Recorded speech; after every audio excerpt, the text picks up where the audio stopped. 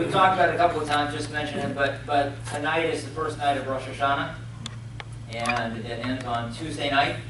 And I want to just tell you a little bit about this. There's a special ceremony called Tashlich, and it's sometimes performed on the first night of Rosh Hashanah. And what happens is that you take little pieces of bread, or perhaps even ashes, and you drop them in a naturally moving stream or river, signifying letting go, signifying washing away, signifying clearing up anything that's been blocking you. Rosh Hashanah actually is supposed to be an anniversary of Adam and Eve, so it's a symbol of new beginnings. But also it's known as the Day of Judgment. The way this works is, apparently, there are 3 books. So Rosh Hashanah comes around, and God in His throne probably has these 3 books. And He's divided everybody up very conveniently.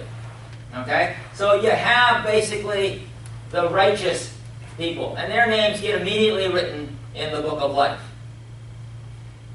You have the clearly wicked ones, and you know which book they get written in. But see, the rest of us somehow live in this in-between land. And the deal with Rosh Hashanah is we are given 10 days to clean up our act. Wow. It's 10 days from today to Yom Kippur, the Day of Atonement.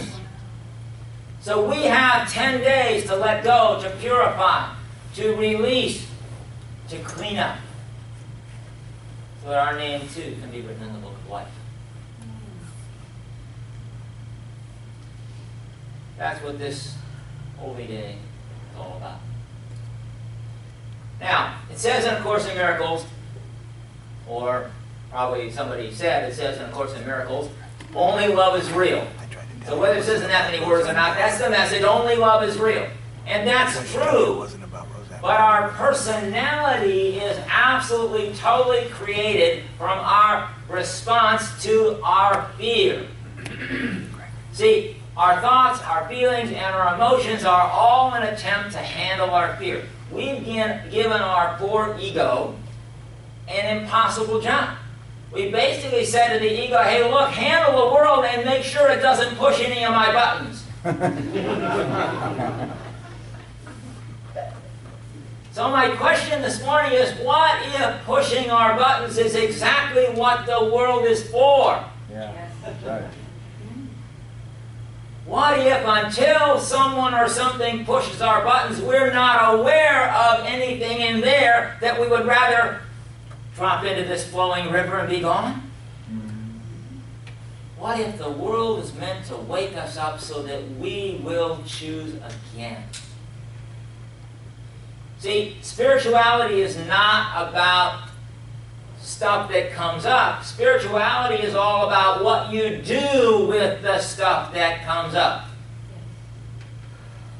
See, there's a fantasy that if you're enlightened, bad things never happen.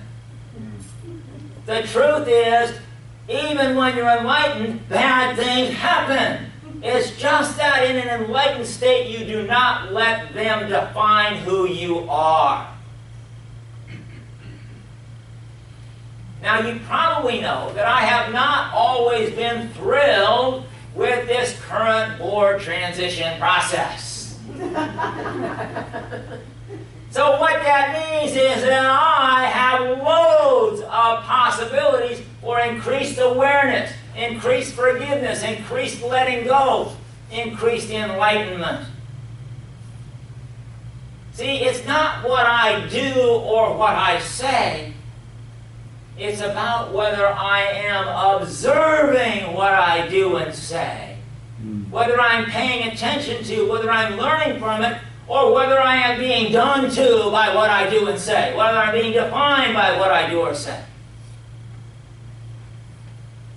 It's really nice to say that other people's reactions are their own opportunities to learn. But guess what? If it bumps me at all, it's mine too. So where's the peace? Where's the understanding? Where's the forgiveness? Where's the resolution to all of this? It's when we step back and laugh at the show that we've been putting on. It's when we actually see that we have somehow identified ourselves with all the drama, and we realize how silly that really is. You know, all of this is happening in just a brief moment in time, on a relatively small part of a pretty tiny planet, which is part of one of billions of solar systems. See, in a year or two, we won't even remember what this is about. So what's important is not the event or the outcome. What's important is the love. Did we remember to love? Do we value love more than things? So Jesus was quoted in the book of Matthew. He said, "No one can serve two masters. Either you will hate the one and love the other, or you will be devoted to the one and despise the other.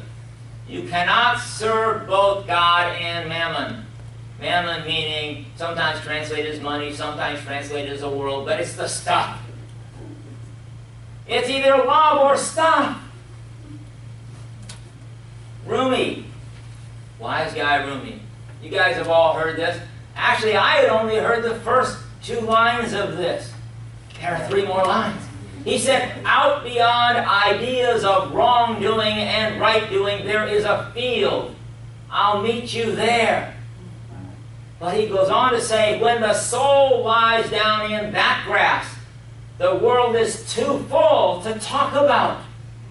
Ideas, language, even the phrase each other doesn't make any sense. See, beyond what I think or want, beyond what the board thinks or wants, beyond what even you think or want, there is a field of infinite possibilities. There actually is the experience of absolute total oneness. Avoid the rush, go there now. Don't wait around. See, we have to remember that when we get bumped, it's not how we react. It's how quickly we get over how we react.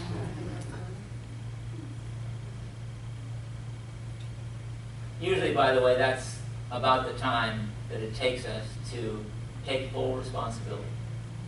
Say, I did it, I'm responsible, I created it, I can change it. The biggest block to love, the biggest block to love is wanting to be right. Biggest block to love is wanting to be right. See, every button that gets pushed is the re-stimulation of a past event. Now, you might be re-stimulated in your past event, which caused you to push my buttons, but that's the re-stimulation of my past.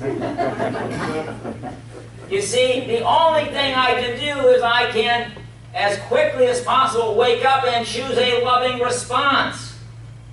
See, this stuff is buried in our collective past because it was not met with love. So if I'm being bumped, I need to return to love. I need to give myself a loving experience which will totally erase that button. And if you push my buttons, guess what? My job is to come back to love as soon as I can so that you have a loving experience and you realize, wow, I don't need to hang on to this. It's always love.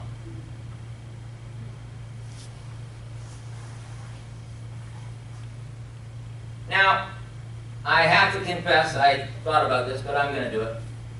I actually have a special gift, okay?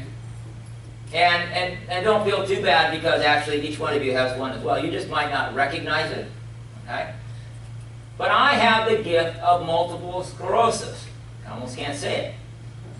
Now, MS basically disintegrates the nervous system. And what it means is it requires a ton of conscious paying attention just to act normal. It also makes it much more difficult not to get caught up in the drama. So the question isn't whether I have MS or not. The question is, how do I use it?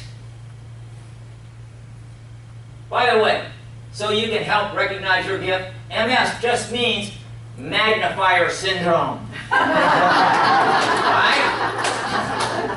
So everyone has their own magnifier. Everyone has their own thing in their life that makes everything stand out as big as life.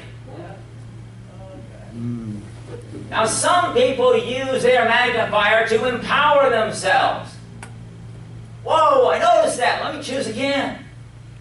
Some people use their magnifier as an excuse to stay little and limited. I can't because I have this thing.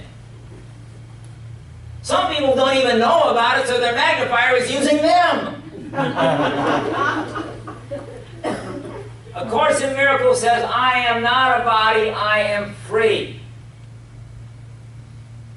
See, MS for me gives me the opportunity not only to remember the truth, but to live the truth. And it makes it painfully obvious when I'm not.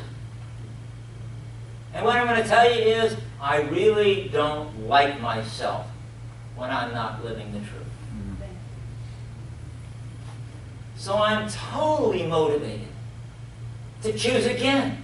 I'm totally motivated to take responsibility and find a way to come back to love. You know, I used to be a long-distance runner.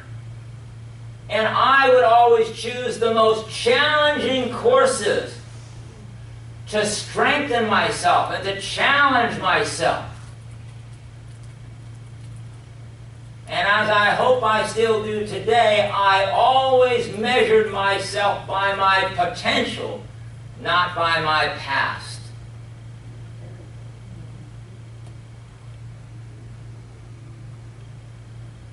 So how's all this transition going to turn out? You know, a lot of people, I've heard it a bunch, okay? It's all in divine order.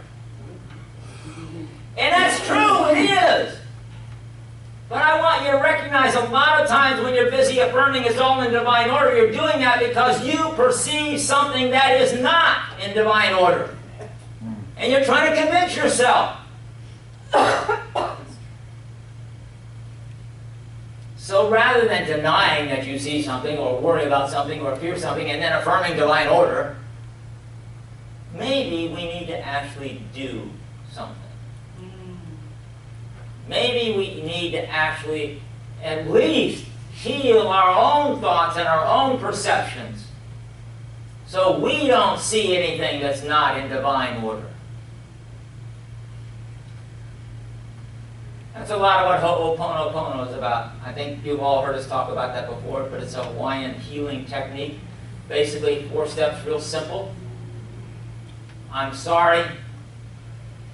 Please forgive me. I love you. And thank you. It's about taking personal responsibility for everything that I see out there.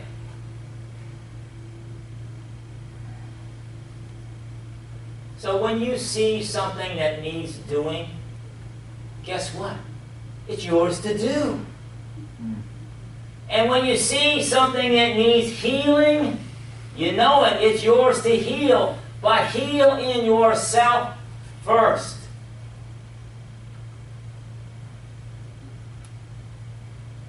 Outcomes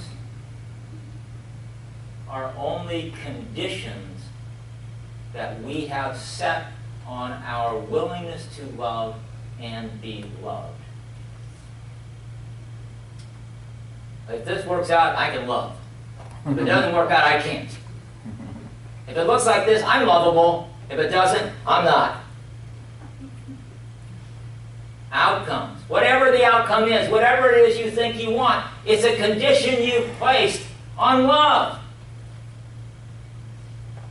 The real issue is always to stay in love. Or return as soon as I found out that I'm not there. So I'm just going to ask us all to try letting go of all of our pictures of the way we think we want things to be, and just plain be love in our world. Thank you, guys. Amen.